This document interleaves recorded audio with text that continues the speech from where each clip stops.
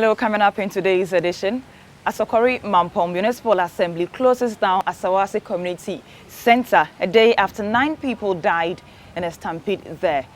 This and more on today's edition of Citi News Daily on Citi TV. My name is Eugenia. In our first story, let's take you to the Upper West region. Now, President John Mahama has announced an intended policy by government to ensure that separate blocks are built within various prisons in the country to house remanded prisoners.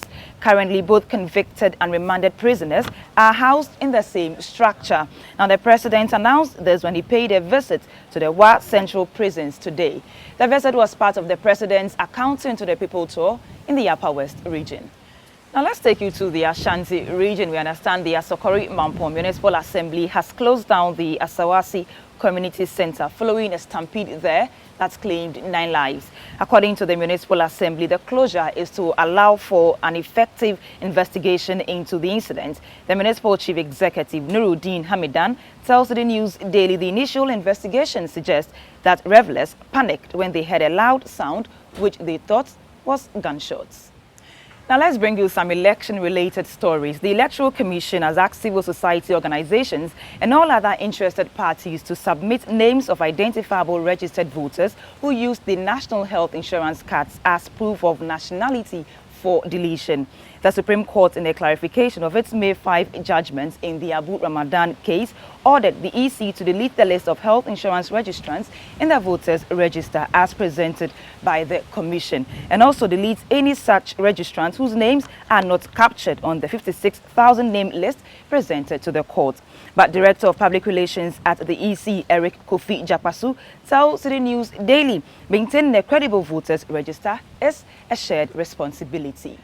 Still on the Electoral Commission, it has allayed fears that journalists across the country may not be able to vote prior to the election day on November 7. Some parliamentarians had raised issues with the EC for not including in an earlier submission to the House a provision to cover journalists to vote before the day of election. But the Electoral Commission tells the News Daily an amended instrument presented to the House now has provisions which deals with the concerns raised. And in our final story, the Convention People's Party has appointed 2 party officials to act as General Secretary and youth organizers following the suspension of Niyama Konfra and Ernesto Yeboah.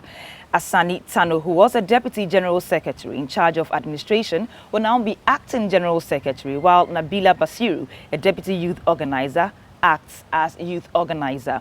Ernesto Yeboah and Niyama Konfra were recently suspended indefinitely by the party for publicly humiliating flag bearer Ivor Greenstreet in the media. Abdul Kadro, the Director of Communications for the CPP, confirmed this latest development to Citi News Daily. And that's how we end today's edition of Citi News Daily on Citi TV. My name is Eugenia. Have a lovely weekend.